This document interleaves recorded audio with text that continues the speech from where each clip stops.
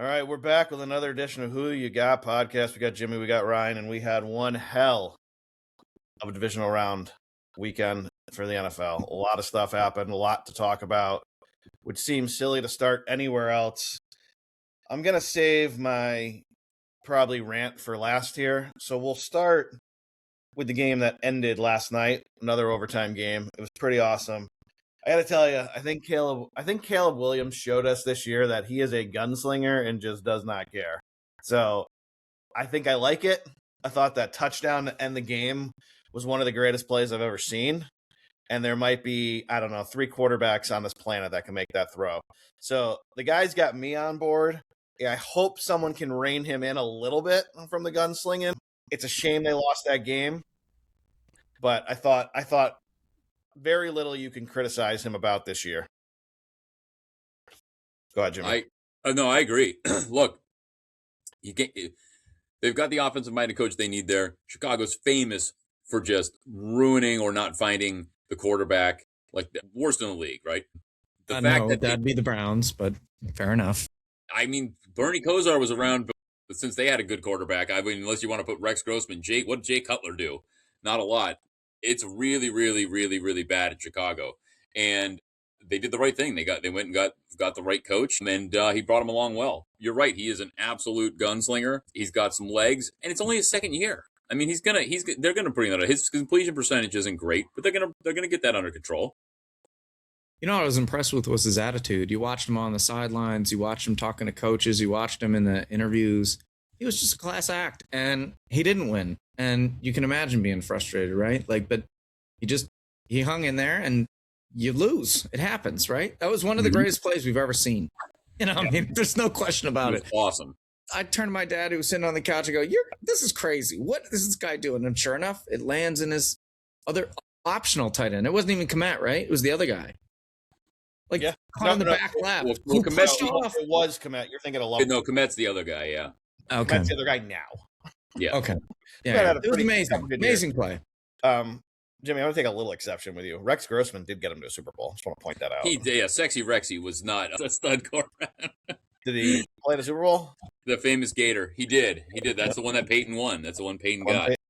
Peyton got 2, but you can take that. He did. He's the one that Peyton got where he was captaining the ship. He didn't. He was captain in Denver. He had some great years there.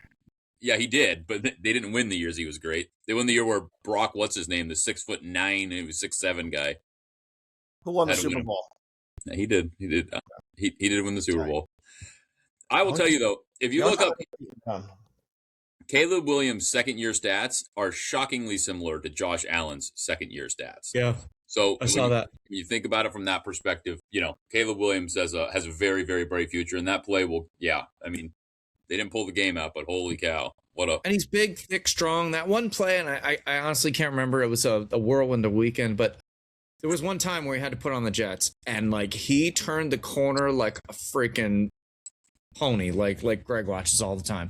He literally turned as he went left. The exact at last 30 degrees. He went whoa, and it was huge. It was an important decision, and unlike some other people we've talked about over the years, I mean, it was the right call. He risked his body, and it was okay, and it needed to be done.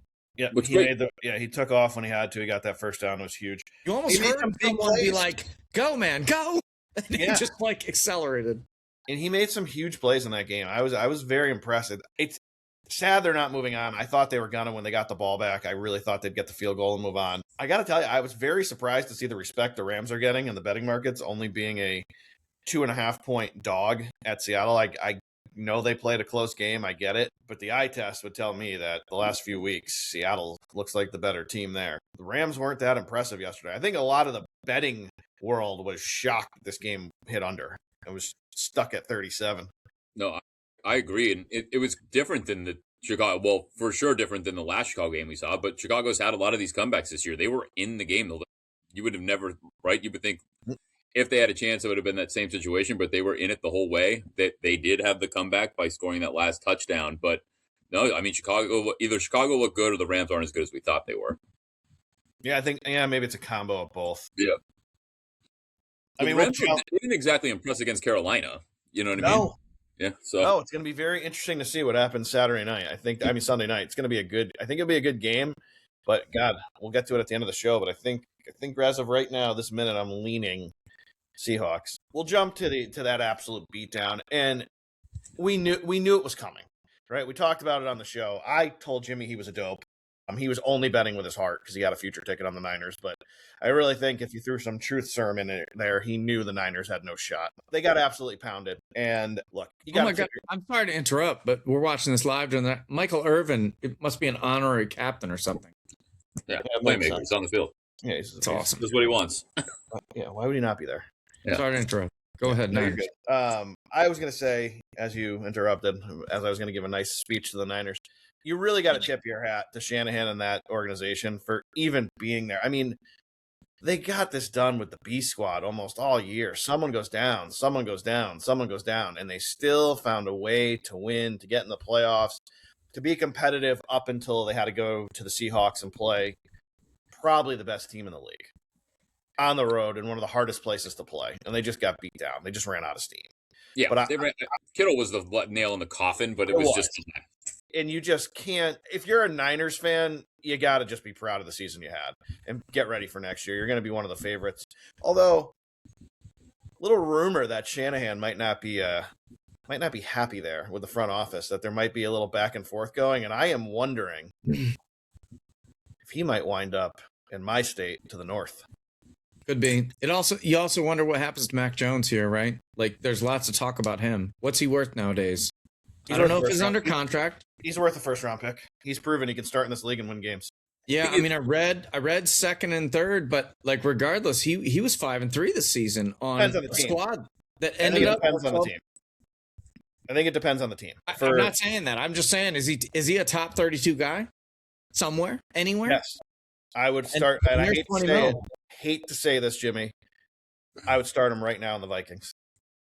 Right now. Look, he's definitely a top 32. Is he worth a first-round pick? I think it's probably debatable, but if a team did it, especially on the back half, I wouldn't blame him for it. If the Steelers went out and got Mac Jones, because they're going to have, the 20th or 23rd pick, I wouldn't blame him for it. Yeah, at this point, what we've seen in these drafts, maybe Mendoza, maybe. But besides that, I wouldn't roll the dice. I'll take Mac Jones.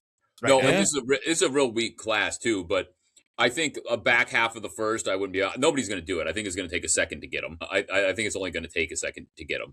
And I haven't looked at his contract, to be fair. Just I have no idea. It's not worth a lot. So you'll be fine. I just go back to Shanahan being great and is Mac Jones has to go to the right team in the right system. He went played for Ben Johnson or somebody that had a great offensive scheme. I think he'll be just fine. Hell, if he was back, you don't need him because you've got the Drake. But if he was back in New England with Josh McDaniels, terrible head coach, great offensive coordinator, right?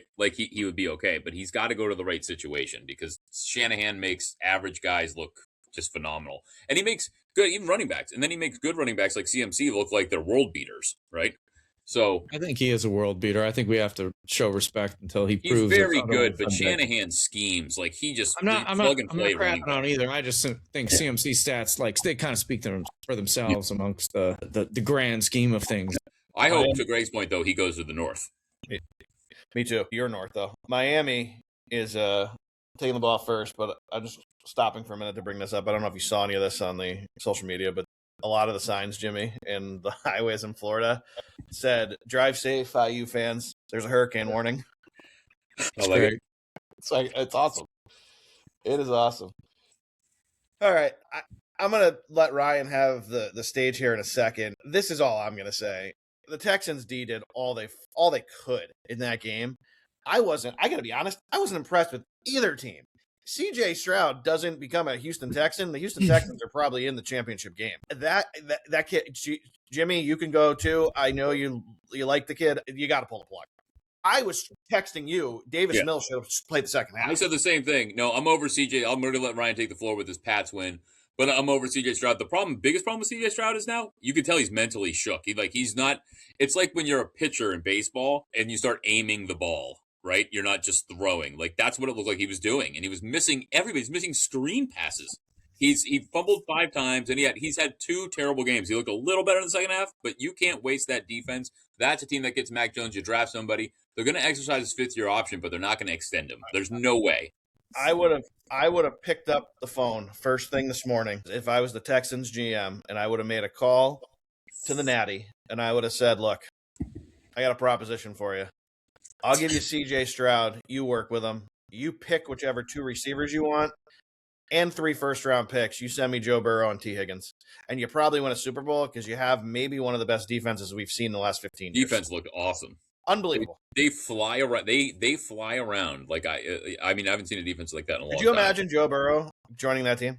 No, it'd be awesome. They just got to get a line to protect him because that is still problematic. Joe Burrow doesn't have a line now. He still puts up 30 points a game. It's true, but he gets hurt because they can't protect him. And they fucking. This is the part of the show where you just say, Greg, that's brilliant, and then we throw it to Ryan. Go ahead. No, go ahead. Say That's a strong statement. We're not going that far. I mean, strong. Jimmy accurate. has kind of said a bunch of times, and the world has said, let's see what these guys can do. And they got through it. And those Texans defenders were everywhere. That first drive and a half, I'd call it, maybe 2, Yeah. but like they were starting to kind of figure it out. Those guys were all over the place. No one had any idea what they were doing on offense. Patriots were just, I mean, he doesn't know what was happening, but to his credit, he evolved. He figured it out. He got calmed down. Whatever the hell they did, they started to throw some outlets. They started running a little better. The offensive line, still our left side, man. Woo! That blind side. I love this kid, but he was not happy after the game, and he had a terrible performance. And if you didn't see the video, Vrabel tapped him on the cheek, kind of like, hey, man, pick your head up. And he was like, whoa. And I'm going to take that as a positive, but it looks like he's very much judging himself. I think he's going to be great. The booty catch, people, please. I don't think I've ever seen a catch like that in my life. It didn't hit the middle of his palm. It somehow like almost got past his fingers here. And I don't know how he squeezed it. I really don't. It was amazing. Jones's pick. Did you guys see the video today? He actually caught it with the one hand, got his knees down, and put his mouthpiece in on the way before he hit the turf, and literally got it back up. It didn't go all the way in his mouth. But for whatever reason, he caught it with his left. Wasn't even worried about securing the ball because he already had done that. Put his mouthpiece back in on the way down. Unbelievable. The Pats, 0 losses when Christian Gonzalez at corner and Milton Williams in the nose tackle, who's the one that bloodied Vrabel's lip last week. They're 16-0. These guys are the captains of the team. It's amazing. Their defense is put on. They've given up 1 TD, 9 sacks, 6 takeaways, and I couldn't chat GPT this. I tried, but roughly 140 snaps over 2 games. They've gotten 66 pressures. That is crazy. They're not letting anybody sit around. And this is the 15th straight year, by the way, that the Pats or the Chiefs have been in the AFC Championship game. I think that's incredible on both sides of the coin. It is.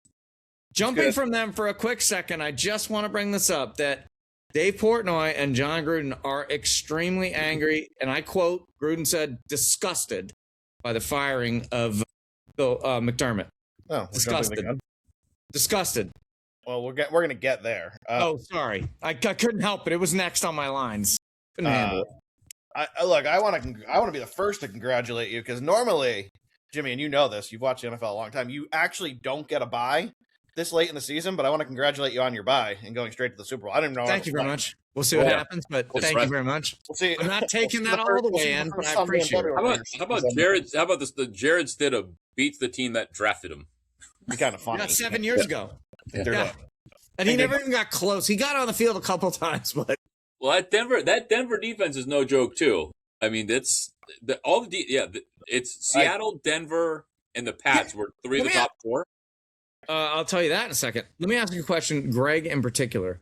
So, how do you think May performed? Because I was preaching to the choir last week that May would just run all over them. That did not happen. However, he did somehow figure out how to make decisions that after the 4 fumbles for the second half, figured out how to navigate that. What did that look like? And Jimmy, I didn't mean to totally cut you out of that, but both of you, I'm curious. CJ Stroud was never born.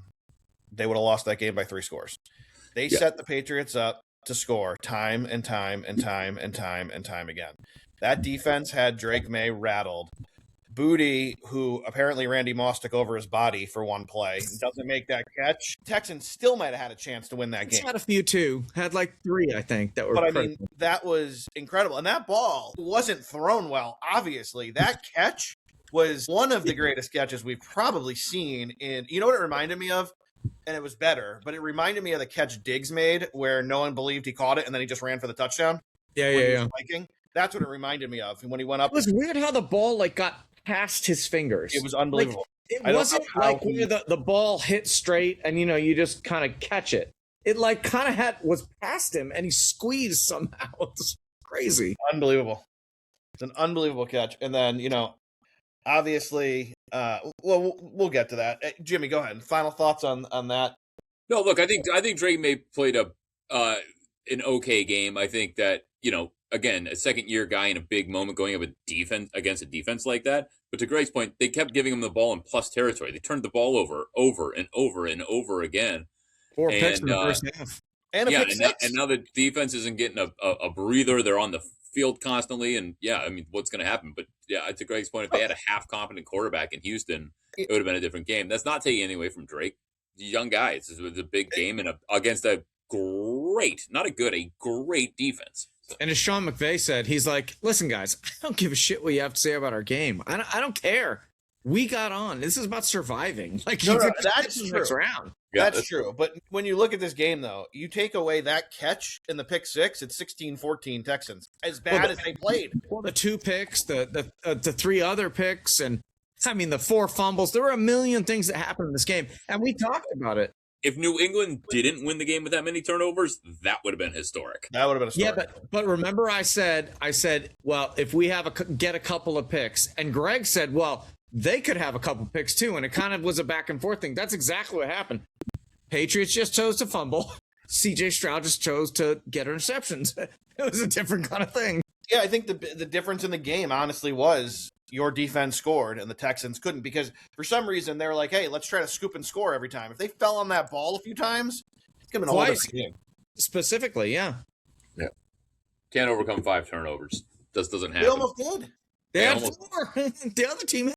Yeah, it was 5 and 4. So, all right.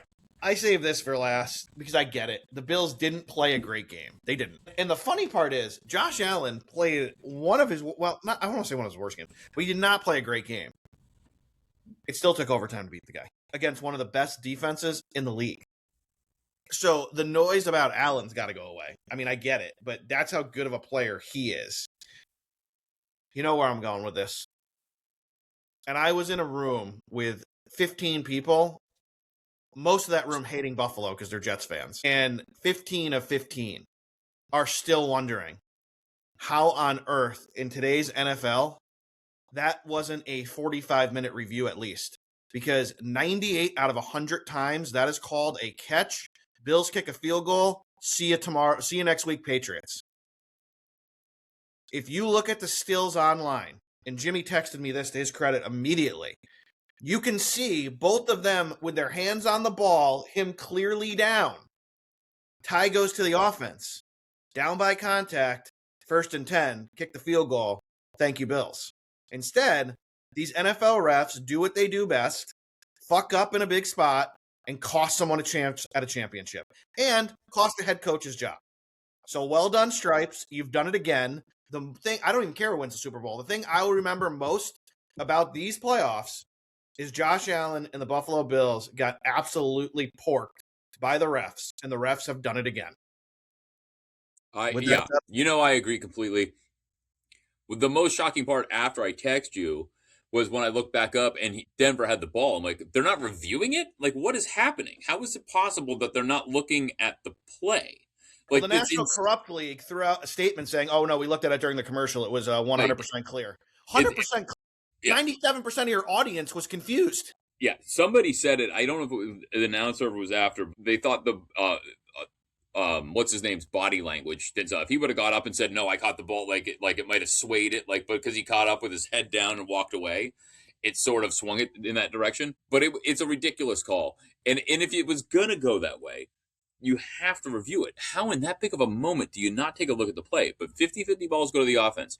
We've bitched about it on the other side. I've been on the other side of it. Where the defense, I want him to give that. He was on the ground. It was a 50-50 ball at best. It should have gone to Buffalo. So I am 100% with you. Josh Allen did play a bad game, and I love Josh Allen, and I like the Bills. I had a Bills shirt on, even though I'm a Browns fan, not a real Bills shirt, but a Fugazi Bills shirt. I was rooting for him like crazy. He played a bad game. He owned it. It happens sometimes. It's not the end of the world. He still got robbed at the end with that call. He did. I feel bad that they interfered that much, honestly. Like, I have a different take that I thought that game, and it's going to sound like I'm a homer. I thought in our game, I thought it's frustrating. I thought the refs should not be interfering with this shit. That's what I really think. And it's angering. Here's my backup to that. Running. And then I'll let you continue with your thought. Is what you're saying is true. If you're going to make that call and give Denver back the ball, you better keep the whistles in the fucking pocket for the next drive. Because to call back-to-back, and the second one was definitely pass interference, but the first one was very questionable. The first one wasn't. To call back-to-back pass interferences to put Denver into the championship game is just, again, the refs blowing the game and deciding who moves on. And I can't remember who the player was because I was so mad at that point, but hats off to the Bills. I hope he doesn't get fined, who took his helmet and spiked it at the feet of who cares? Listen, that was it. That was the cornerback that got the pass interference call. Good for him. I hate to have this hot take because I don't want to argue about it, but I watched it this morning because I did not get the chance to watch it for yesterday's events. Man, I really think those guys lost their cool. I think the coaches lost their cool on the bench. I think they lost planning. I think they didn't pull their guys and go, hey, man, you can't do whatever it is. And they had all those calls all in a row. Like, that is incredibly stupid at the end of the season, right? Yeah, the refs interfered. There's one play. The helmet part, the game was over at that point. It was they had it down in the red zone. I'm talking about the pass interference calls, a couple of them. I'm not talking specifically about the helmet throwing. But it's just frustrating that these guys are pros. They make a lot of money. And they were close plays, though. The Bills' defense wasn't that great. They had held their own all game, right? Yep. And look, I'm not absolving Josh Allen. I'm a Josh Allen fan. I think he had a bad game. That Greg texted me this when I said, "What the fuck was that?" When he lateraled the ball backwards, and Greg said, "This is going to be the difference in the game," and he was right. If they wouldn't have, it was 2 seconds left, and they put him right in field goal range, and he kicked the field goal. So I feel bad for Josh Allen because not only was he crying after the game because he lost for his team, and good for him, but now his coach is fired. How do you think he feels now? So I feel bad for him. He just picked a bad time to have a bad decision. He was running with the ball loose. I mean, tuck the ball, Josh, go down, call it a day, live to fight another day. But they did get hosed at the end, and by the time they were flipping out, the pass interference calls, they weren't blatant. He wasn't like just slamming the guy. Like the first one, I don't think was pass interference. First one should never have been called. Yeah. Never. Not and the second one was, but like it was already too late at that point anyway. But you can't let it get to that point. Also, you know what I mean? I know they're great teams. I'm not crapping on anybody, but you can't let it get to that point. You got to take control of what you can take control of, and you've got to like chill out a little. You know? That second PI didn't seem like he was frustrated and did it. He seemed like he was about to get beat. Like if he doesn't do that, the guy probably catches a touchdown. So it was a last. Yeah, I'm okay with that. I think it's a lot to ask too. I know what you're saying. They're pros. They should be able to do it, but you just literally watched the AFC Championship game get ripped from you by the refs, and now you got to try to emotionally get back up, put yourself off the canvas. Which again, I get what you're saying. They're pros. They should be able to do that. But I get it. You got your whole offense not should sidelines, kind of responsible, screaming, going bananas. Your head coach is going bananas because the refs aren't even talking to him, and he's trying to ask, "How are you not reviewing this?" It was a huge distraction, and then the refs decide to compound it by just calling pass interference, game over. I just again, shocking to me. Feel bad for Bills fans. Oh, me too. Today I kind of accept it. I think Josh Allen's going to go down as the greatest quarterback to not win a Super Bowl because I think that this was it. I don't think we'll see him in a Super Bowl. He'd have that walk through Jared Stidham next. Or, well, no, they would have beat him. So I guess it doesn't matter. What am I thinking? Maybe going to the Pats. Yeah. Have a shot at Drake. Yeah, so I don't know. I hope that's not I hope that's not true, Greg, for Bills fans and for Josh Allen, but it might end up being. I mean, you only have, especially, like you start to slow down at some point. How old is Josh? Is he 29? 28 or 29, right? He's right there. I mean, he's got to win one in the next 5 to 6 years. And, you got to assume that maybe Kansas City won't be back next year with Mahomes' injury. So they might have a year to buy there. We'll see what happens in Baltimore. You've got Bo Nix will be fine. You got Drake May on the come up. Joe Burrow is going to be fully Does anybody healthy. have a more punchable face than Tom Brady? Sorry, go ahead. You heard he popped up you on guys, the Just made me you guys think heard the rumor on the street about Denver, right? They're talking about Rivers and potentially Brady. Yeah. So the Brady would never, but the Rivers thing is true. Rivers is because he's a practice squad guy. You can sign him. Yeah, no, they could sign Brady too, I think. In theory. He's not going to do it, but I'm just saying he could. Doesn't Brady have some red tape because he's a part owner or something? Doesn't Yeah, he's part of another team. Okay, good point. But yeah, Rivers. If Rivers goes out, Jimmy, I'm gonna That'd be tell you awesome. right. So great. We'd all be rooting for him. They Not an sign AFC Rivers. guy. That is the only way this game now becomes. They're still going to lose. That's the only way this game becomes semi-interesting. And if this is my final take, let me just say this: I feel bad for Bo Nix because as much as I'm not a huge fan, he is a grinder. He played well. It sucks that he's not going to get a chance to play in the AFC Championship game because he led his team well all year. But let me just say this: if you're Stidham and this team goes out and signs an overweight grandpa to play quarterback in the AFC Championship game instead of letting you play, have to just, you know what, you just hand over the cleats and say thank you. It's been a good Keep your run. $5 million and move on. Come on. We're done. Because that is just telling you we would rather have this grandfather who can barely throw manage the game than you. Look, we're assuming everybody's got the same competitive juices. Maybe Jared Stidham would be like, well, thank God I don't have to mess this one up. I'm going to keep collecting my paycheck to sit on the bench. It's true. I'm going to hope as a professional athlete he doesn't feel that way. Who was, what's it, the kid from Missouri that backed up Kansas City for Chase?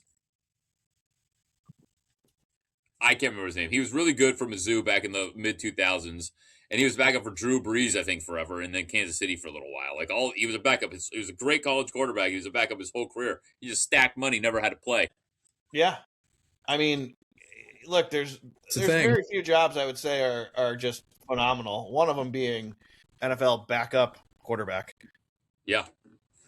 Yep. As long as you stay healthy. Well, not a great time to be Stidham, but you know what it is a good time for, Jimmy? I think it's time for a crazy stat. Go ahead, Ryan. Oh, we got some stuff coming out. All right. Let's get it on. All right. So, people, I guess, it falls in that category. So, UConn. All right. Greg. Undefeated still. Sarah Strong. We talked about her before. I'm guessing she's 6'2". I didn't look up the stat. But do you know what she's doing so far? How many points per game, Greg? As like a 6'2"-ish power forward. 27. 18.4. What percentage from the field goal line? Or what percentage field goals, excuse me? 65. 60. 3.7 steals, 4.6 assists, 8.1 rebounds, 1.4 blocks. That's first, second, third, and fifth. Wow. Unbelievable. Sorry, if you haven't watched these girls, they are crazy good. I highly recommend going to watch them. They're going to win the national championship again. I'll watch them like I always do in March. Okay, fair enough. I watch the Final Four and the finals. Those are the two I'll tune in for. Because I know UConn's going to be there with one of three other teams. Yeah, South Carolina. A couple others probably. USC, most likely. No, she's gone. Juju's gone. Although they have a very big center. No, not anymore. LSU or maybe. UCLA is probably good. No, they might have changed too, but we'll see. I think there's nobody left this year. I think everybody's gone to the league, so to speak. All right. So, go ahead. South Carolina. Oh, yeah, good call. UCLA's 3, by the way. Yeah, but Juju's gone. Juju was at USC. USC. Oh, sorry. It's UConn, South Carolina, UCLA, Texas, and somehow Vandy, which is now becoming good in everything. And then don't worry, Jimmy. That's very weird. The Michigan ladies are right there at number 7. They are. They've come the closest to UConn. They only lost by 3 earlier this year, while the other 4 teams they've been ranked they've beaten by more than 15. Go figure. So we are Penn State Wrestling. We are now 80-0. We beat Northwestern 54-0 with 2 pins, 5 technical falls, which is 5 points, 2 majors, which is 4 points, and 1 just gave in. 54-0. And by the way, I'm going to jump a little bit further now. So we're going to talk about Ben Askren. So, Jimmy, what do you know about Ben Askren, if you don't mind sharing your knowledge? He's a really good wrestler. He was good in MMA until he faced the real top competition, and then he got his ass kicked, and then he almost died, sadly, of an infection. I think he had a staph infection or something. Yeah, so he had like a couple of different infections, including like asthma and all sorts of other stuff, and bronchitis and stuff. He needed a double lung transplant. It was so bad. Crazy. Dana White, Jake Paul, friends and family, as well as Joe Rogan, I think, paid for over $2 million for him to get a double lung transplant because insurance wouldn't cover it. Guess where people are talking about maybe he goes? Iowa Wrestling, who got the ever-loving shit kicked out of them last week by Penn State, which I think maybe I talked about, but they lost 32-3. 32-3. The one they won was like a 2-1 match by Braden Davis, who's an All-American. Excellent match. Credit to the Iowa guy. And then they beat Iowa's number 1. It's unbelievable that they're beating the number 2 team, which is 10 matches, so you get points for winning and doing whatever, 32-3. They're dominant. And that leads to Ben Askren. That's the guy people are talking about potentially going back to Iowa as the head coach, because the Brands brothers, who were great in the late 80s, early 90s, had kind of an old school, what Jimmy and I used to watch as kids, right? These people that are wrestlers or they're kickboxers or they're jiu-jitsu guys or whatever they are. But we've got to be more well-rounded. We've got to be doing freestyle. We've got to be doing folk style. We've got to be doing world stuff. We got to be doing all different kinds of events to get better and better and better. And unfortunately, as much as I respect the Brands brothers and they're number 2 in the country, Kale's got their number and they are getting dominated. So we've got to move on from that. So just a brief thing on Ben Askren. Yeah, he was really good, but there's an all-time knockout, Greg, I'll send you because it'll only take you 8 seconds to watch, where he was talking a ton of shit to Jorge Masvidal, and Jorge Masvidal literally leaned against the cage. They rang the bell. He ran across the cage, elbowed him in the face, and knocked him out. He walked away. Ben Askren. That was the whole fight. All right, well, that's a good segue. Jimmy, give us a high-level UFC preview, as I know we're going to really get into it Thursday, but go ahead. Yeah, I mean, look, we're going to really dive into it. I figure we just check the lines. There's not actually a lot of movement. I thought there'd be more movement here. Patty Pimblett's still minus 230. Justin Gaethje's plus 190. I'm trying to figure out where they're both fan favorites. I mean, I would assume overseas is going to be all over Patty, and the U.S. is going to be all over Justin. Maybe the money's just coming in both sides, and so it's sticking there. Thug Rose is still plus 320, roughly where it was when we talked last time. So again, not a lot of movement. That fight, as we spoke, is taking the place of the Jesus Christ, Kayla Harrison fight, with her being injured and off the card. So yeah, we'll see what happens there. Devison Figueroa is still plus 850. That tells you he probably has no chance, but you can't take the other side with Umar at minus 1450. I'd probably just avoid it. But if you want to throw a half a unit on Figueiredo, because he was a champ at one point and really good, then cool. Gene Silva continues to dive, minus 278. Too much juice away. I forget from previous episodes, so I apologize. But did you say you like Thug Rose at 3-1? Yeah, you got to give her a shot. I mean, she'll she just is up and down. She gets in her head, but she's beat the best. She beat Joanna and Jacek. I know we've talked about that. Look up her last name. It's such a nightmare to pronounce and spell that they just called her Johanna Champion for years. But she beat Joanna and Jacek twice. She beat, what's her name, that Wei Li, who's just barely lost recently to combined belt. I mean, she's beat the best. She can beat anybody on any given day, but sometimes she gets in her own head and she loses a fight she should win. And she's talked about that, publicly, she struggles sometimes mentally. Ultimate Fighter, Greg, she came up and she was that scrappy, don't know shit, just wanted to kill you kind of person, but didn't necessarily have the skill, but she had the will. And it was really amazing to watch her work forward. And then when she got into the championships and whatever else she was doing, she's always had the heart. She's lived the other side, so to speak. Yeah. She's not afraid to try and get there again. Yeah. No, she's fun. There's no way I'd lay the money against her, just because, like I said, on when you close those doors, the Rose can beat you any given night. Yeah. You said Ultimate Fighter. I got to tell you, I like the chick in Ultimate Fighter. Which one? Chun-Li. Upside down kick. You talking about Street Fighter? Street Fighter. There you go. Yeah. We'll get there. I like Liu Kang. I think we're already there. Yeah. No, I mean that's really it. I think Derek Lewis still plus 260. I think he was plus 280 when we talked. I'll have to go back and listen, but I definitely wouldn't bet the other side of that. That'd be a fun one to put a couple bucks on. Sean O'Malley minus 205. I think he was minus 190 when we talked. So hanging kind of hanging around. I like him. I think it's worth laying, but we'll make that final decision.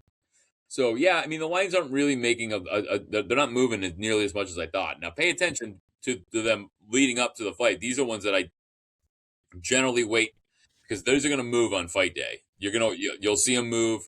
I know a couple cards ago it was because some shady shit was going on, and that's why they moved theoretically.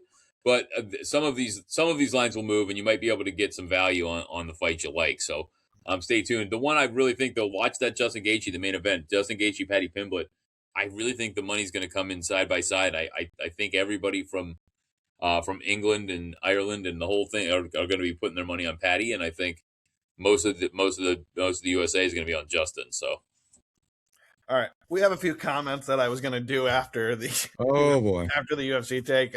So Jimmy, get ready. These are for you, buddy, and they're from all people we know, and I won't reveal their identities because they asked me not to. This one says, Greg, do you usually lead off with UFC because you know if you ended with it, Jimmy wouldn't be able to tell us anything?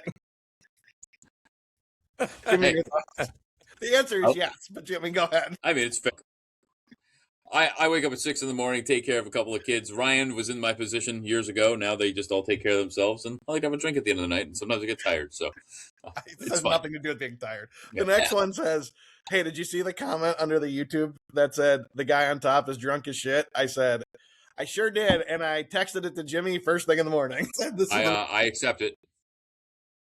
All right, and then the last one just said, hey, what is Jimmy drinking tonight? So Jimmy, what do you got? I just had a Monkey 57 or Monkey 47 martini. That looked very good, by the way. How'd it taste? It was delicious, and now I'm moving on to a couple Miller Lights. Will we have another martini for the fans? No, it was an early morning, a long day of work, and an early morning tomorrow. So today we will be not going hard. We'll be Miller Lighting it up the rest of the evening. Well, I don't know if the fans like that, but hey, we appreciate your honesty. Ryan, any comments about Jimmy's drinking on the show? Go ahead. Yeah. No, sir. I'm just sticking my Tito's. I'm good. I think he's fantastic. He looks very festive up there. Too. Trust me. Look, I will admit this to the people who listen to the whole show. I'm the biggest instigator here. When me and Jimmy are in public, I'm going to tell a quick story. Vegas last year, me and Jimmy were out there. And I could tell, you can tell when your friend is, he's on the ropes. It's the standing 9 count. And Jimmy to his credit, it was time to go. Jimmy wanted to go to bed. And before he could do it, I quickly ordered a round of espresso martinis just to get a final punch because I'm a jerk. I survived. You did. But the night before, I ate a cheeseburger. Not so much. Oh, yeah, that didn't work out well for you. Did not work out well. I can drink till I pass out now. I won't get sick. I eat a fatty meal. Done for it. That's getting old, folks. That's getting old. Can't wait to rinse and repeat in about a month, Jimmy. Yep, we're going back. We'll do our first show from Vegas. Maybe Ryan will be joining us. Who knows? I hope so. I hope he gets out there. On Sunday at a minimum. Yeah. Just fly in early Sunday. Have the Uber bring you straight to Topgolf. We'll be there. There'll be a pitcher of beer waiting for you. Yeah. Me and you versus Jimmy and the Sass. We'll take him right down. Jimmy cheats at Topgolf. I got to warn you, Ryan. Before I don't. No. He doesn't tell you the full rules, and then he gets a head start. I still caught him and beat him. Heard that about him. I don't know if you've done anything with Greg competitively, but he's a terrible loser. I mean, he's like a 7-year-old. Like, no, the rules weren't fair. You cheated, and he just storms off and he makes a new game. And then nobody else cares. So we're like, fine, Greg, we'll play by your rules. We're just here to drink beer, and we let him. That's what happened. Jimmy was slamming clubs and cursing and yelling. Nope, none of that happened. I actually have a witness for this one. You slammed the 7-iron, and the poor woman. I didn't slam any. The poor woman had to come over and say, "Sir, please don't damage the clubs." No. If anyone that can marry anyone remotely, we'd appreciate these two getting married. Yeah, Greg was using the women's clubs and was trying to figure out. Oh, Jesus. The ball was going far. I said, other clubs, sir. And I helped him out, gave him a pointer. Oh, the rails are off early today, boys. In his defense, they're right next to each other. They don't tell you what the difference is. Yeah. I'm pretty sure what happened was, Ryan, even with the women's club, I was hitting the back net and Jimmy could get it about 140 yards full swing. Do you want to say one didn't go 2/3? No, what happened was I was killing everybody at the target practice, and so we had to go with a different game because I was cheating and I didn't tell them the rules. No. That's not true. We played a game where you didn't tell me if you hit it to the back wall, you got points. You get points for anywhere you hit it. You just get to choose where you want to hit the ball. Did I have to explain to you all of the targets? Like, Greg, so this one right here is for points. And that one right there, also points. And this one here, you scored points there too. Jimmy, see, now you're just being a dick. You know, it looks like they're all targets. And if someone didn't tell you, oh, by the way, if you hit it to the back, you get points. Oh, my God. Know. I'm sorry. I knew. I apologize that you didn't know. Listen, here's the good news. Ryan, in a month, we get to run it back, so you should be there. Right. I like it. Yeah. Okay. Well, the Top Golf was a good segue into golf because, Jimmy, what do we do on this show? We just give you the keys to the castle when it comes to future winners here. We told you, we gave you a few golfers last week. We gave you Siwoo and Hideki. They both got in the top 15. So if you're playing them, top 20, you got some money. But what did we tell you? We said, hey, we wouldn't blame anyone who wanted to throw a unit or so on. Got her up and down, 55-1. That come through? Cash New it. Jersey boy. Wow. Got her up. Got her up and down, 55-1. Unfortunately, I wish I got the 55-1. I got 15-1 because I bet him in live time when I saw he was off. He had a good week going. Good job, man. But That's a good one. 55-1 if you bet it after the show, and congratulations if you did. All right. This week, I got to tell you, you're absolutely out of your mind if you make a play on Scotty Scheffler. I plus 2 to win a golf tournament. I mean, he's good, Jimmy. He's good. But it's crazy. He's not Tiger Woods good. No. I'm sorry. He's just not. No. You can't bet plus 280. So for me, this week, golfers I'm targeting, Sam Burns, Ben Griffin, probably number one. If you want to go down the board a little bit, like Alex Noren and Zalatoris at 80-1. Those would be the ones I'm targeting. Update for us boys in the Mayo Cup for the Who You Got team. Good news is, although we didn't get a winner, we didn't really waste Hideki or Siwoo because they both got in the top 15 here, or top 20, top 15. So we got one in 443rd place, one in 713th place. Both right now are cashing, which is good. So we'll have to see who we want to go with this week. I don't think I want to burn Ben Griffin. I don't think so this early. Certainly don't want to go Patrick Cantlay. I'd much rather play him in a bigger tournament. Same with Bobby Mack and Ludwig. There's just so much. This is a smaller purse. So, I mean, I'm kind of looking between Burns and maybe you could sway me on Griffin, but you guys got to take a look at the board and let me know who you like, all right? We'll do. Well, we're off to a good start, boys. Both entries are cashing as of right now. All right, it's time to throw it back to Jimmy. Your Mets got a big win. It wasn't on the field. It was with the pen because Bo Bichette signs with you 3 for 126. Were you happy about it? Do you think this makes you a big time contender? I don't know. I don't. I guess is a short answer. I think it's a good move. But it feels like this would happen. So you make some moves that get everybody excited, but you don't make all the moves. Now, I don't need Dodgers style moves because the Dodgers. I mean, the Dodgers? This has to stop at some point, right? Like I don't know how the Dodgers continue to do this. Like the Yankees of the late '90s, early 2000s. Like at some point, the Dodgers run has to come to an end with signing everybody and basically having unlimited bank account. But do I think the last bunch of years though, like a long time? They don't. Do they have a great farm system? Do they grow their own people? I don't know. Who, the Dodgers? No, Mets.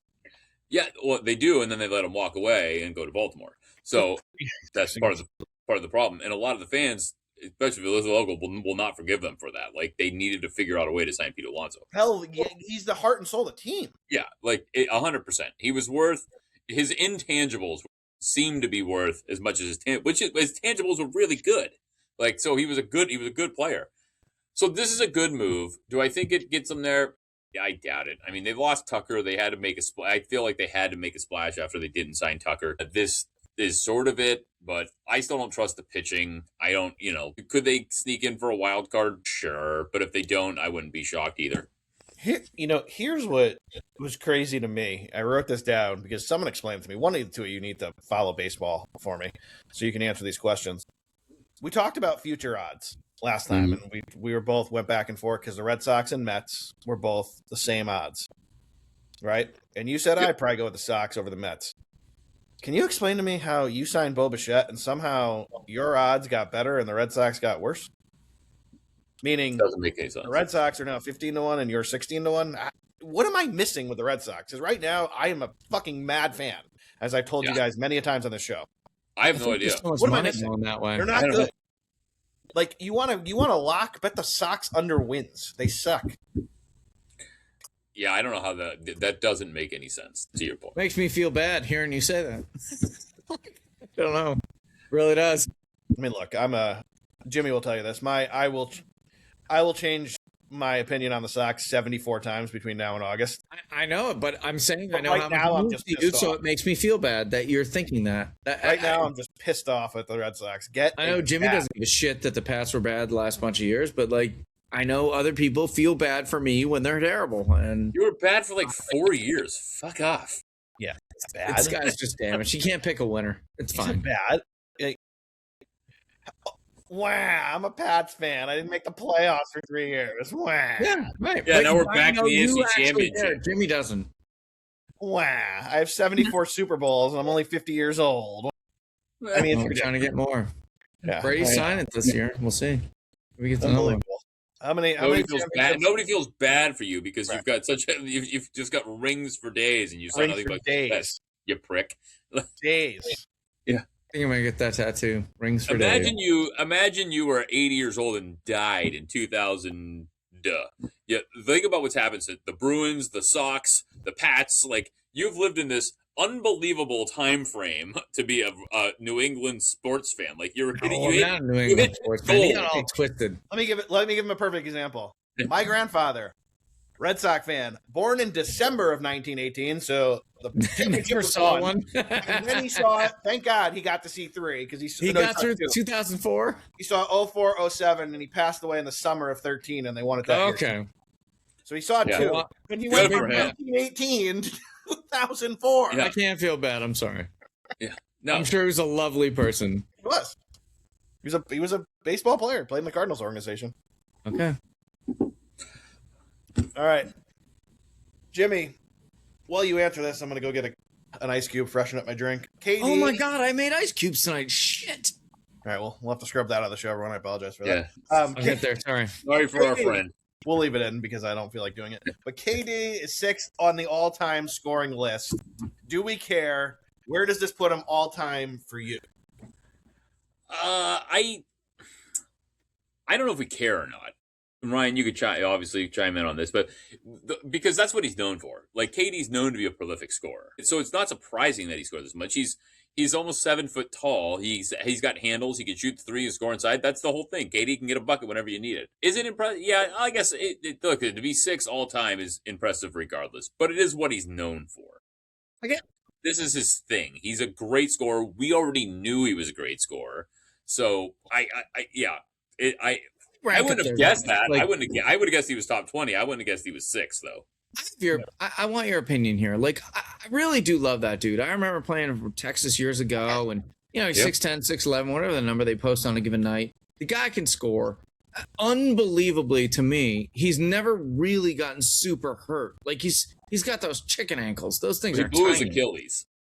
Yeah, but once? Was it once? Yeah, it was a long time. He's been in the league for a long time. So I'm just saying he's long and spindly. He figured out how to protect himself or work out or whatever the thing is that. He's a great scorer.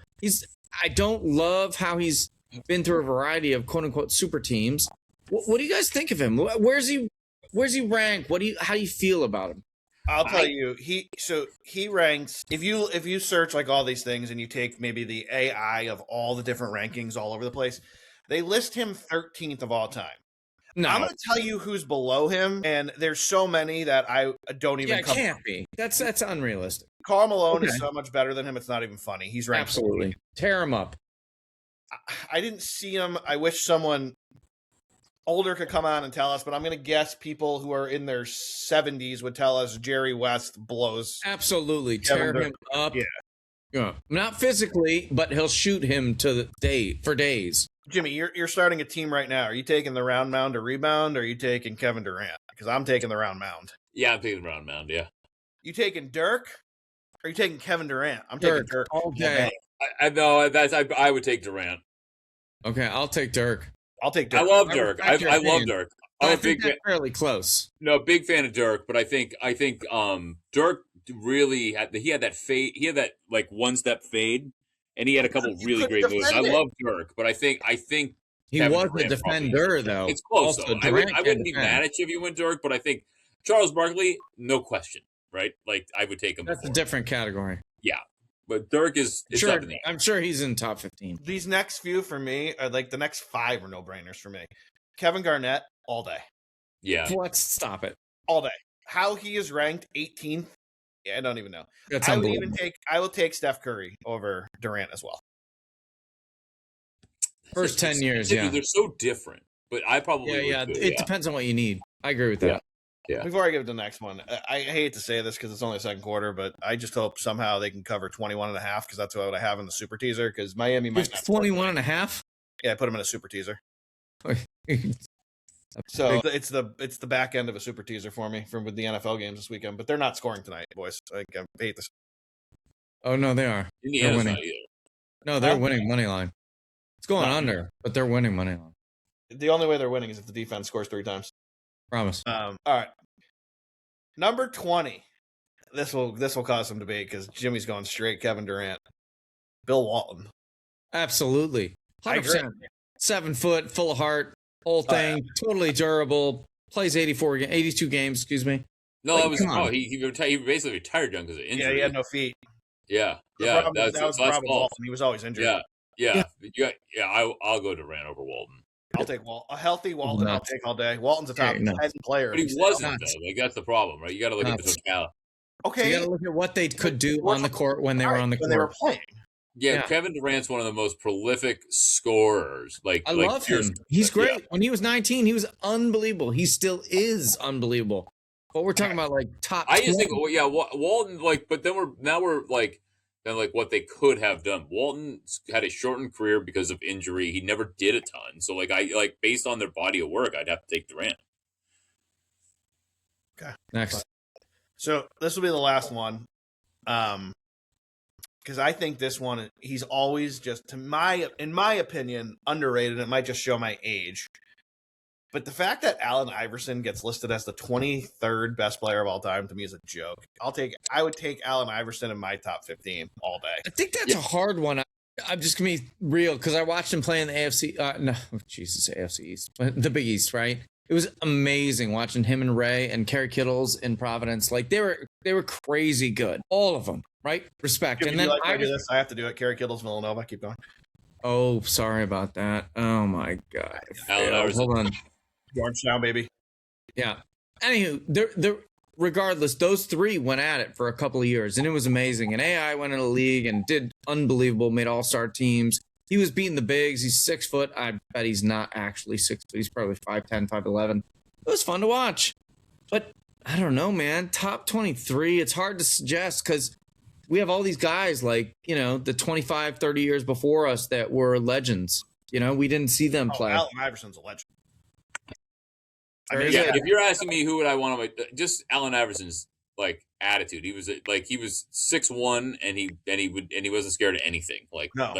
And for guys like us that are not 7, he was relatable in that sense. And he could just score. Didn't matter. Score. And I always say this, Allen and Jimmy, give me your take right after I say this. Allen Iverson was 5 years late to the big 3 phenomenon that came. And if he was part of that, he would have won some championships, but he never was that guard in a big 3.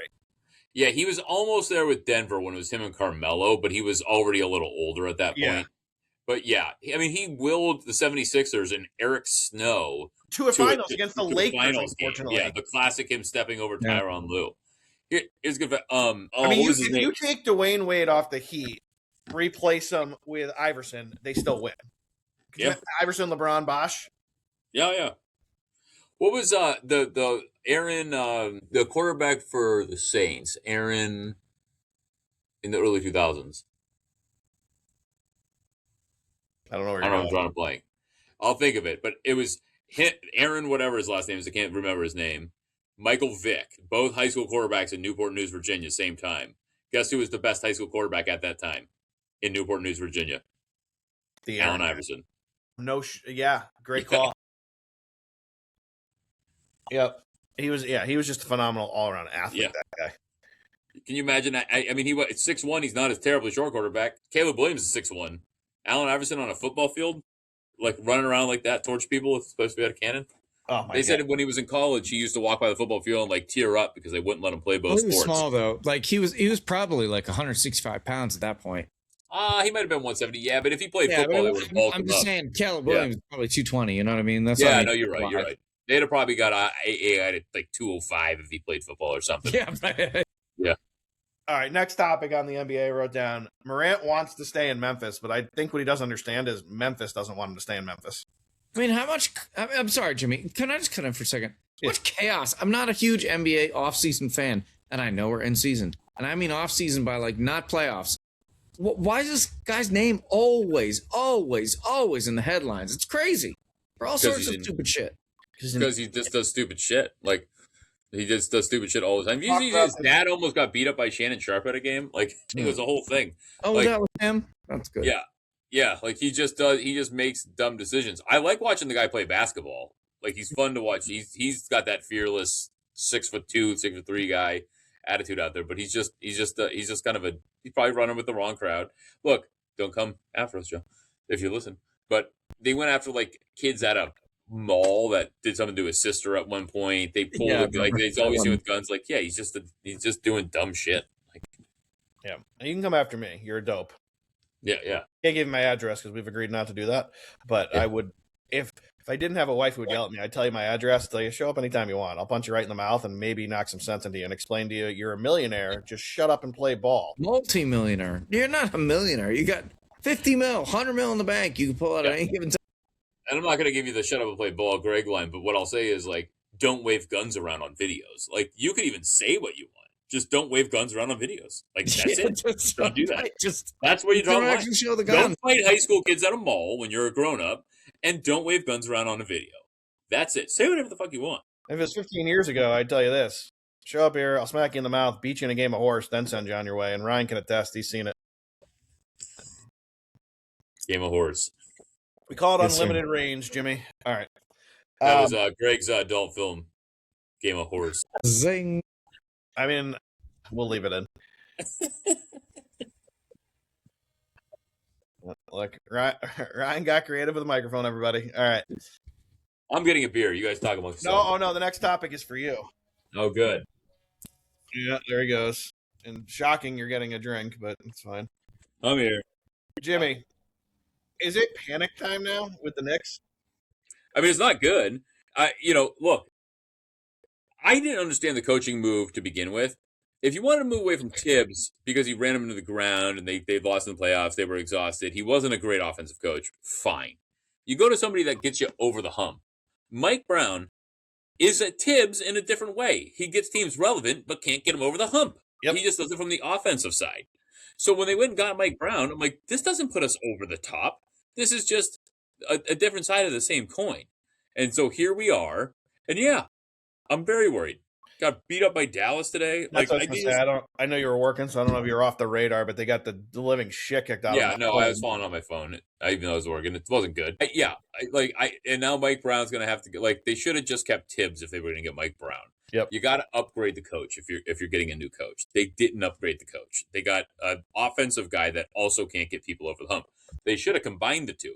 That's talking the NFL right now. All the sports radio talk is these NFL teams could potentially create super coaching. Like, you can get Mike McDaniels as shitty of a head coach. He's an awesome offensive coordinator. If Robert Saleh takes the job as the head coach in Baltimore and Mike McDaniels is the offensive coordinator, that's scary. They'd have a very good tandem, right? Yep.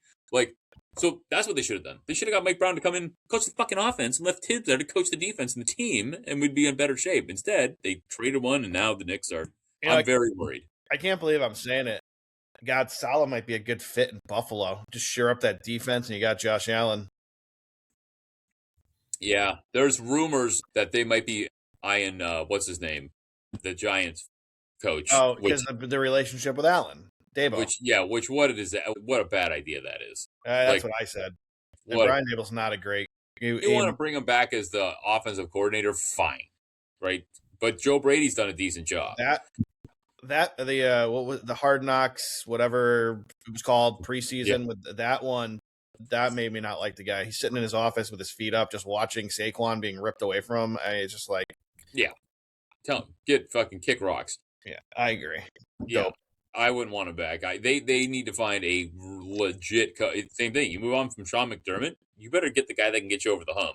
Don't go get it. You're not going to promote somebody. You're going to get somebody that's a known commodity. Jimmy, are you ready to be tested with our movie knowledge? Ryan has a quiz for us. I will, but I'm going to get a beer first. I'm going to get a beer. So Ryan will set it up, and I'll explain when you get back. Sorry, I didn't have this right up. I apologize. All right, so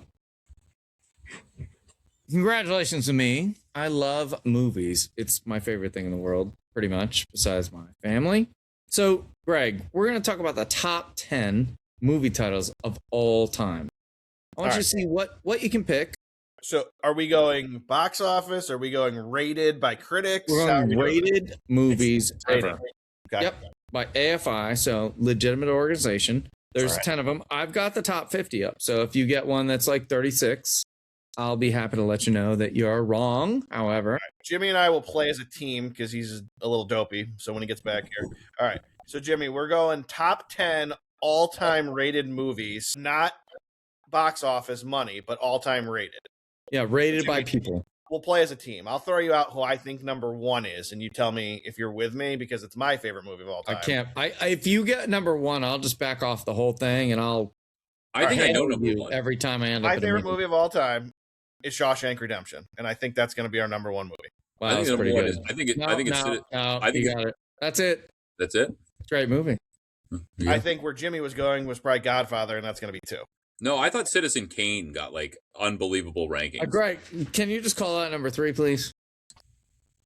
3 is where you're going to get me because it can got 1 and 2 in a row, which is shocking. So, Jimmy, I'll talk it out with you. I don't know where Citizen Kane's going to be. I would say it's probably not in the top 10. So Godfather 2 is obviously going to be around there. And then if you go deep into like the early history of movie, Casablanca is going to be there. But if we go semi-recent with us, I know the first Dark Knight with Heath Ledger is up there. Now, I don't know how those go, but I know those are going to be they're going to be right there. So where do you lean here? Do you go Godfather 2? Do you go Casablanca? Do you go Dark Knight? You already have Godfather 2? Huh? You already had Godfather 2. No. What? Didn't you? What was number 2? Godfather is number 2. Godfather. Right. I'm going to go Casablanca. I'm going to say it's Dark Knight. Greg, I got to tell you, I'm a little disturbed by you. I think Drake's Casablanca's cheating. nowhere in here, but you made the right choice, and you didn't put your money on Casablanca, so that's great. But you did get 1, 2, and 3, so now we just got to keep going, Greg. What's number 4? I would say I want to go Casablanca next. No, Greg, you need to sometimes replay what I say. So Casablanca was nowhere in here ever, but you've gotten 1, 2, and 3 in a row. What would be number 4? Oh, wait, Casablanca's not in the top 10 at all? Jimmy, would you rewind about 30 seconds for me, please? It isn't. Is Citizen Kane in the top 10? No, sir. All right, so Godfather considered one of the greatest movies. Godfather 2 has got to be 4 then. Thank you, Greg. Would you just continue being the expert you are and pick number 5? I would have went. I'm shocked. Now you got me rattled. You got 4 in a row, Greg. There's no reason to be shocked. You're embarrassing me. It's fantastic. You're amazing. Jimmy, what do you got? Etc. My Patriots won. I could give a fuck. I'm happy. All right. I'll give you. I'll give you a hint on this if you get it wrong once. Is The Exorcist in the list? No, but you went Western last week on something we talked about, and I had no idea you knew anything about that. But I will give you a hint. It's a Western. It's a Western. Like an older Western. And it's one like at Blockbuster, I would have known this. Jimmy? Well, how older? Can you give us a hint on how older? 50s, 60s, maybe 70s? Maybe. Is it a John Wayne movie or a Clint Eastwood Probably. movie? Not positive. Was it True Grit? You're not terrible off. It's The Unforgiven? Good. Oh, The Bad and the Ugly. Yep, that's number 5. Number Okay. 6.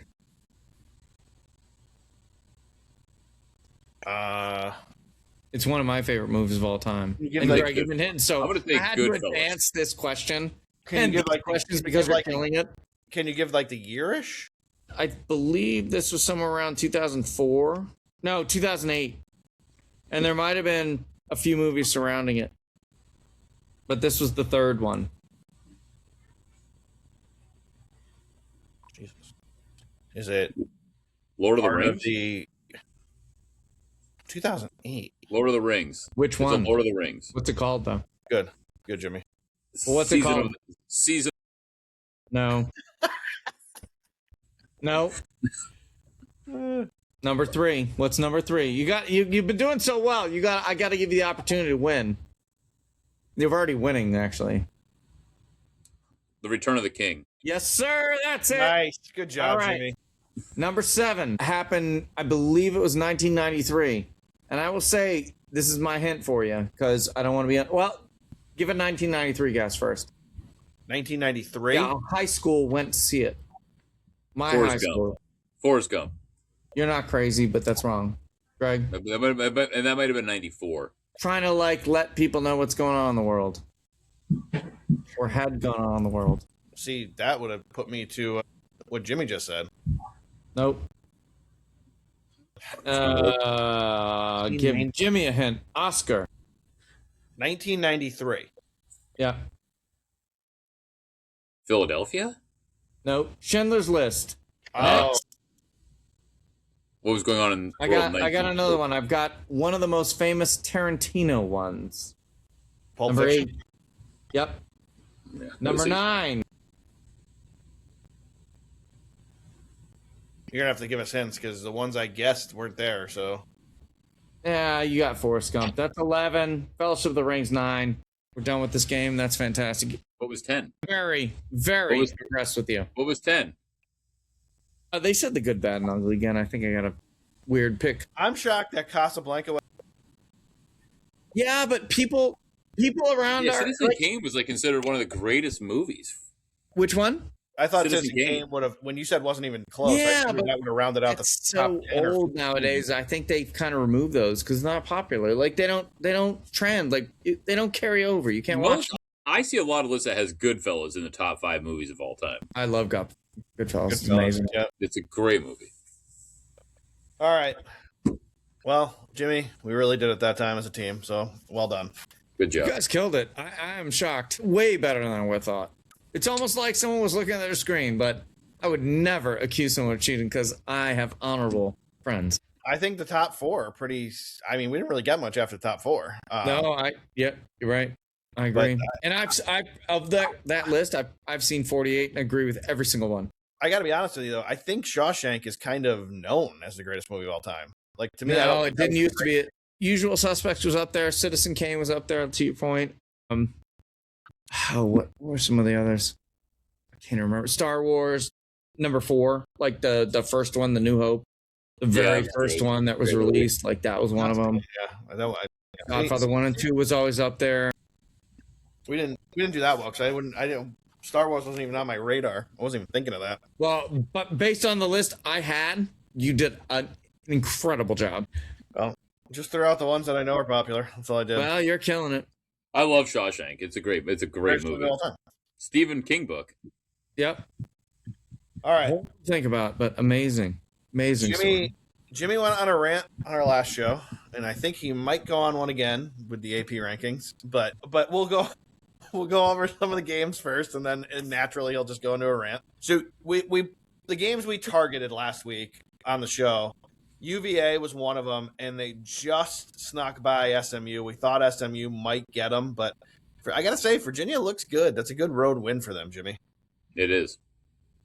Now, I wrote this down second. I was going to end with it, but I don't want to be too big of a homer. The Kentucky win was huge, and I don't think many people – I think they were pretty much written off in that first half, and they showed some absolute guts to come back on the road and get that win, and hopefully this springboards them into the season that was expected. They only have 6 losses, so hopefully this gets them sprungboard into what they need to be, and my confidence is back. What did you think, Jimmy? I know you watched the game. What did you think? No, I thought so too. I had him written off. I was like, this is not great. And then, what a comeback. We were at the sports book. It was on one of the many televisions. But very, very impressive. You got to feel good about that. It could be the thing that springboards you back in. And for Tennessee, after getting trounced by Florida, they come back and take this L. We'll see what happens to them. Jimmy, real quick, since you brought up the sports book you were at, did anyone do a wellness check on the guy you sent me a picture of who looked like his life was over in the booth? That guy had a notebook, a flip book of bets on the table. Passed out, sleeping in the booth with just a chart. Did he wake up? Did you talk to him? How'd it go with that? No, we left before he woke up, and then we went back. We left the sports book. We went somewhere else. We went to 2 more places. We came back, and he was gone when we got back. All right. I was wondering about that guy all weekend because that was a great picture you sent me. Yeah. All right. UConn escaped at Georgetown, and I got to tell you, UConn looked very, very mediocre, and I don't know how, Jimmy, they're ahead of Michigan. Go ahead, Jimmy. Now you can just. That makes 2 of us, Greg. What are the numbers? What's that? The rankings. What are the ranks? Sorry. 2 and 3. I mean, Michigan on KenPom, which Greg will tell you is the rankings. They're still number 1. And they're 7 points better than UConn, by the way. Than UConn. Yeah, UConn and KenPom. Is 11. Let's drag all the way down the board out of the top 10. It's the bullshit. Michigan should have been ranked number 1. No, when they took that loss to Wisconsin, they should have dropped. No problem. But they should have been number 1 before that over Arizona. They were so far and above the next closest team on KenPom rankings that it wasn't close. So they weren't. So they dropped them to 4. Now they move them to 3. UConn's still ahead of them. It's ridiculous. And Michigan is about to face the gauntlet of the season coming up at the end of this month. So it's going to only get more difficult. Now, if Michigan somehow gets through this unscathed and then they don't jump, they've got Indiana coming to Michigan. Then they got Ohio State, 2 tough Big Ten. Then they have Nebraska, 18-0 Nebraska. And then they go to Michigan State. I have no belief I hope they go 3-1 in that stretch because that's a really tough stretch. But if they somehow went 4-0 and they didn't jump, I'm done with the rankings. Oh, the rankings are just stupid. The only thing I care about is KenPom. It's the only thing I look at. Yeah, I could care less about these other AP rankings because I'll tell you what, when it comes to the committee seating, normally it lines up more with KenPom than any AP or coaches ranking. But yeah, it's an absolute joke. But to that thing, Jimmy, I told you, we got on this last time, we talked about it for a minute, but I told you, now is the time to keep taking the points. You want to lay them, I'm telling you, take them, because Michigan is getting way too much respect. They won the game easily, but there was no way they were covering 19.5 in the duck pond. It's way too much of an ask. Yeah, for sure. On the road, they game like 20. Yeah. Nope, they went out west. They beat Washington by 10. They beat Oregon by 10. They weren't dominant wins, but it's a West Coast trip. They're Big Ten games. I feel good about it. You come back, but you're absolutely right. It's just too many points. They're not going to beat everybody. They're not going to beat everybody by 30. It's just not the way it's going to work. So, and it looks like they're going to get about 15.5, given 15.5 at home versus Indiana.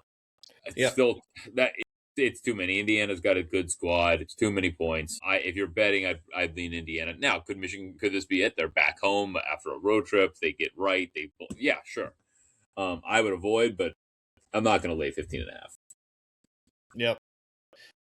Well, big long drive for Indiana. They take a 10-0 lead. I think the dreams for the Canes are fading fast, boys. I'm going to stick with them.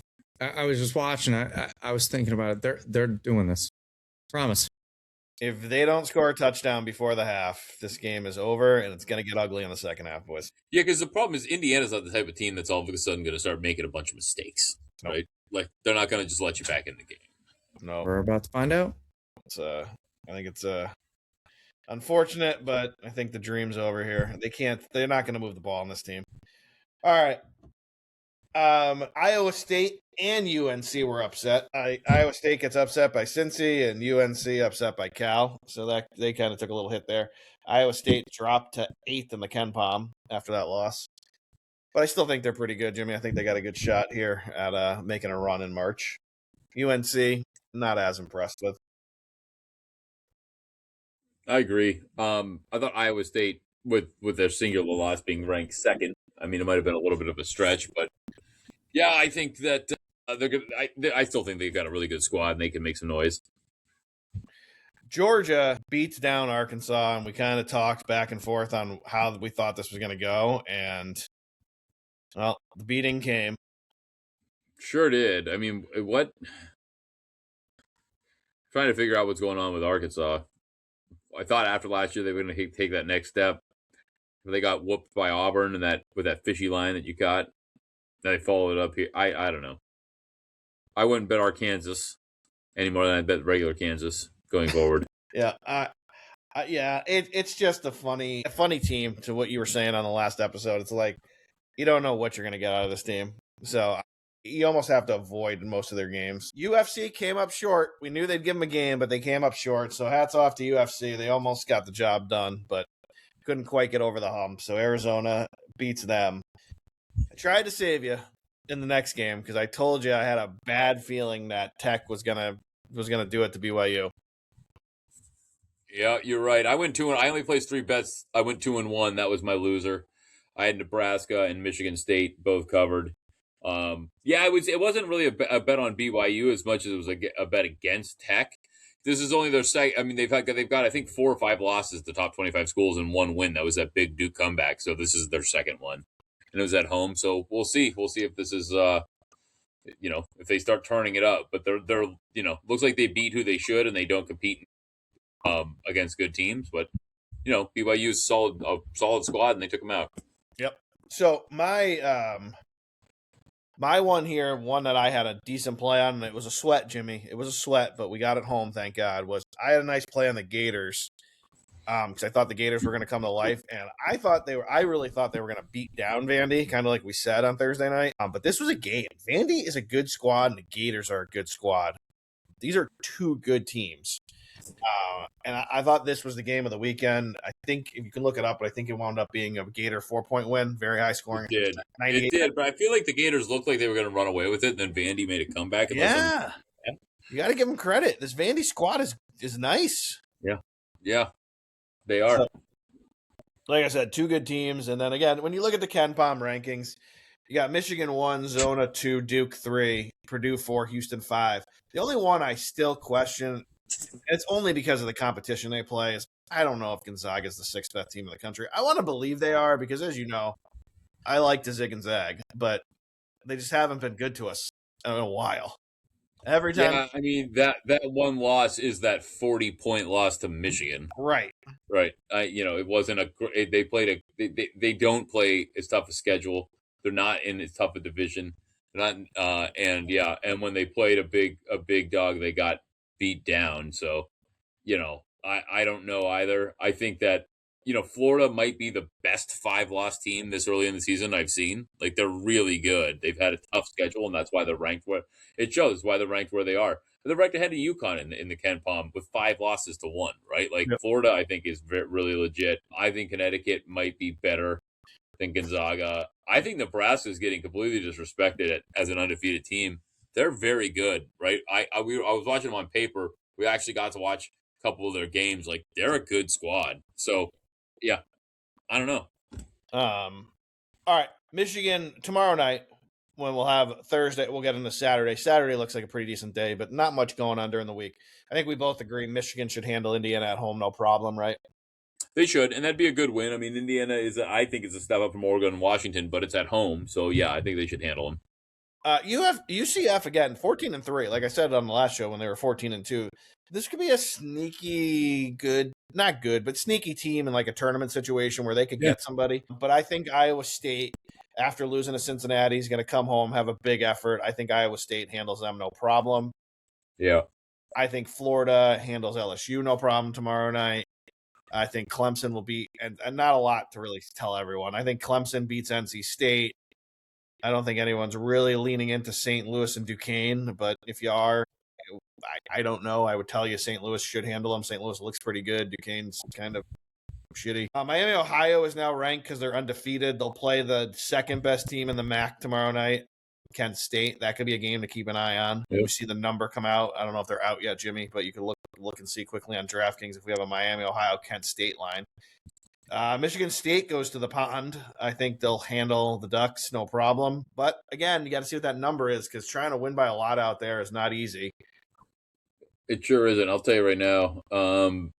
It's 10.5. 10.5 Michigan State. Yep. What's the Miami, Ohio, Kent State line? Miami, Ohio, Kent State. 7:00 game. Yeah, I'm looking for the some bitch.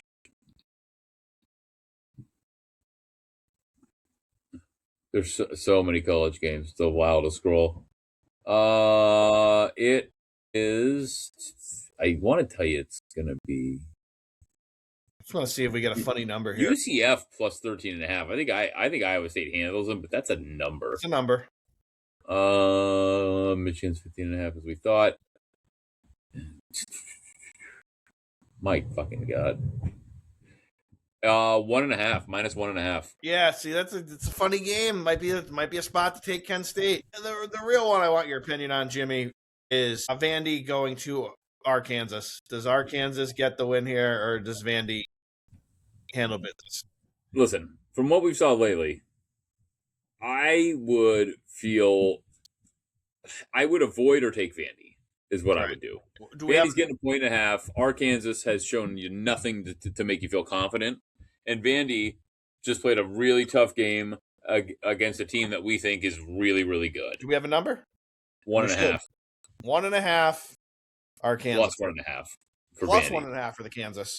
No, for Vandy. Yeah, I'm going. I think I'm going Hagen. Yeah, I just avoid. I just don't trust them. I know. I'm kind of. You're probably being the smart. I mean, guy. it's at home. It's so maybe you can't bet Vandy there, but I don't know. To your point, it's typical Arkansas. They'll look like crap, and then they'll go beat Vandy at home. Yeah, right. And by 20, and we'll all be going, "Oh, they're good," and then they'll lose by 15, and we'll be going, "Oh, they're bad." Yeah, yeah, you're right. Can't figure this team out the last 2 years. Yeah, you're not wrong. All right, boys. It's time to end with our look aheads, and we'll get. Hold on, I'm going to give you one more play. The play of the night.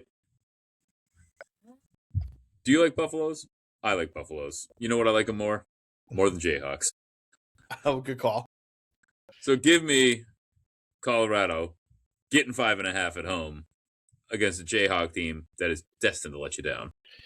Look, they're not great, and I don't like them.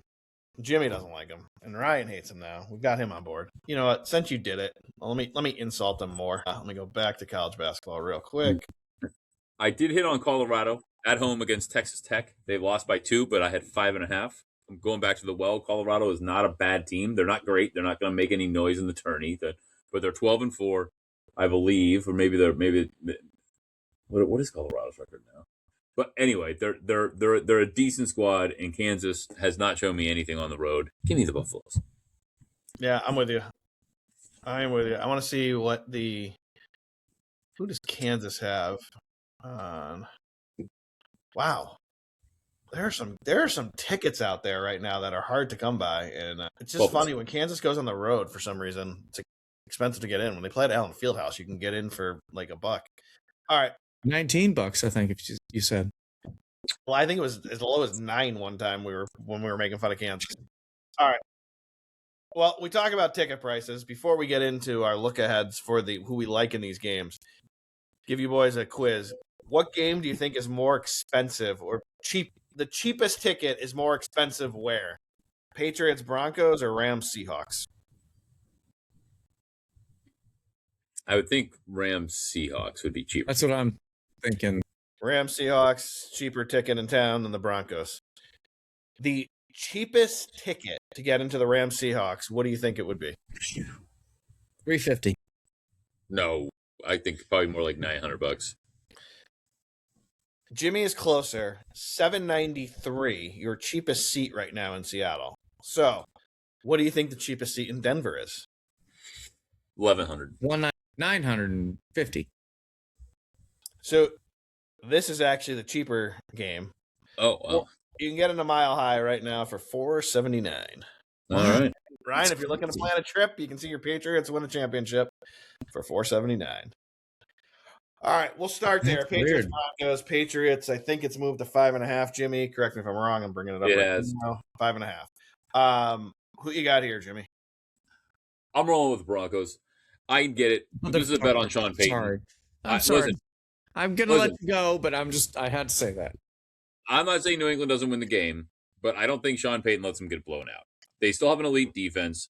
It's no matter, we could debate this all day, it's not easy to play in Denver. They're going to keep it close. They probably lose the game, but 5.5 seems like too many points for that defense at home, somewhat fresh. Just coming off a game, but they had the bye. So would I bet the money line? I would not. But 5.5, I'm going to roll with the Broncos on that defense. Go ahead, Ryan. I can't even believe you're saying that. That's crazy. They got a backup quarterback, period, in the playoffs. When the Patriots defense has played unbelievably, offense, sure, questionable. We've done a great job this season. Greg, please, just say your opinion. I don't have the patience for more. I get what Jimmy's saying. It's an intriguing number because it's 5.5. If this number was 7.5, you'd probably be able to sell me on the Broncos. It just, believe it or not, for me, it's put the Patriots in a money line parlay somewhere or avoid the game. I almost don't want anything to do with this game. It's probably a live in-game bet for me. I want to see how this game starts. I want to see how Stidham looks if he winds up being the quarterback. I got to see a couple series, and then maybe I'll take a stand or pass altogether. Total-wise, I lean to the under. I'll tell you that right now. I know that's going to be the popular opinion out there, but over under right now. I lean 41.5. I lean under. That's probably my play if I had to make a play on this game. I mean, based on the way the defense has played the last couple of weeks, for sure, that's probably the right call. But the only thing that makes me nervous about Denver is Josh Allen turned the ball over 982 times, and they still gave up 30 points. Yeah. So as elite as we want to call them, Jimmy, are they? I think they're the number 3 scoring defense in the league. They're very good, and they've got great corners. I saw Surtain got hurt last game. I don't know what his status is. Did he come back in? I wasn't really paying attention. But, yeah, I think they're really, really good. And I think that Bo Nix made some great plays as the quarterback, but he wasn't a superhero like Josh Allen. He didn't need to be. They had a decent running game. They had a great defense. So if you get somebody that can come in and and hold the game together, I think they keep it close. And anytime we lean towards the under, I lean towards getting the points because it's not going to be a blowout. It's not going to be big numbers either way. Play? I mean, nobody he played in a couple games, and let's just say he played, I believe it was 2 preseason games under Belichick, and he was not there by the regular season. Yeah, I mean, it was a rookie. It was years ago. No, I get it. I'm not saying Stidham straight. Again, this is a bet on Peyton and on defense in 5.5. It's just at home, right? 41's low. I don't know about that. I don't know that I'd touch that, but I'm definitely picking Patriots over, and probably I'm going 5.5. That's what the line is. We'll see. Okay. But great win. I'm still excited. So let's splash back half an hour. I love that game. It's so much fun to watch. Here, the big one. Rams, Seahawks. Seahawks 2.5, juiced pretty heavily. -1, almost -120 now. Could be moving to 3 soon. I'll throw it to you, Jimmy. Look, at this point, you got to go Seahawks. They've got an awesome defense, and Sam Darnold has shown up in the playoffs. And they've got, between Kenneth Walker and Charbonnet, they've got two great running backs. They've got, obviously, Jackson Smith and Jigba, but they also got, what's his name, that they picked up from New Orleans. They're just stacked everywhere, and it's in Seattle. The Rams, I gave them the Carolina game, like maybe that was their get right. But then they came out against Chicago, didn't exactly look like world beaters. So I don't know how you don't take it now before it goes to 3. Take Seattle. Yeah. Ryan, what do you think? We all here? I can't bet against Seattle at this point. There's just no chance. Rams look very questionable in a lot of ways, and they pulled it out like kind of in my head, I think of Stafford and Baker in the same sense, but he got it done. I think this is the end of the road for him. Seahawks too good overall.